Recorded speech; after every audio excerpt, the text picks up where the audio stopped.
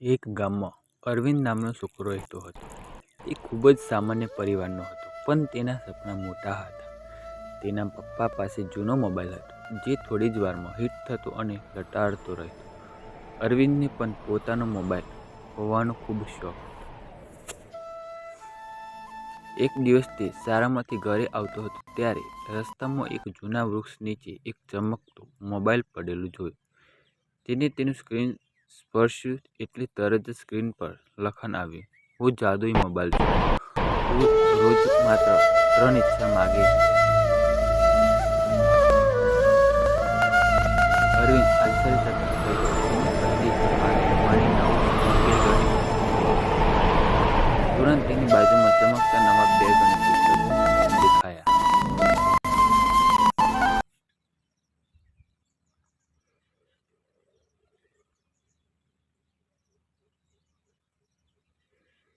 બીજી ઈચ્છા, મારા પપ્પાને નવી નોકરી મળી છે. મોબાઈલ ચમક્યો અને તરત જ પપ્પાનો ફોન આવ્યો કે તેને શહેરમાં સારી નોકરી મળી છે.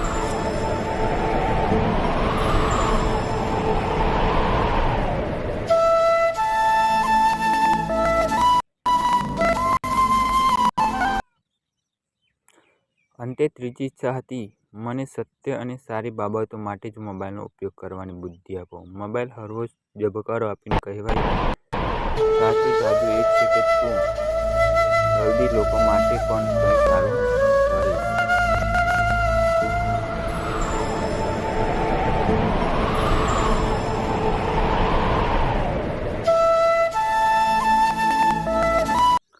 તે દિવસથી અરવિંદ જાદુઈ મોબાઈલનો ઉપયોગ ફક્ત અભ્યાસ, મદદ અને સારા કામ માટે કરતો રહ્યો. ગામના બાળકો માટે ઓનલાઈન શિક્ષણ શરૂ કરાવ્યું અને જાદુ જીવન બદલી લાવ્યો.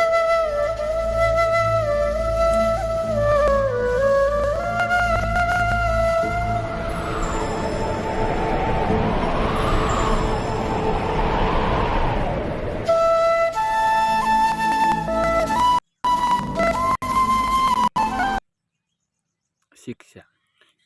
સાચો જાદુ વસ્તુઓમાં નહીં, પણ તમારા સારા વિચારોમાં હોય છે.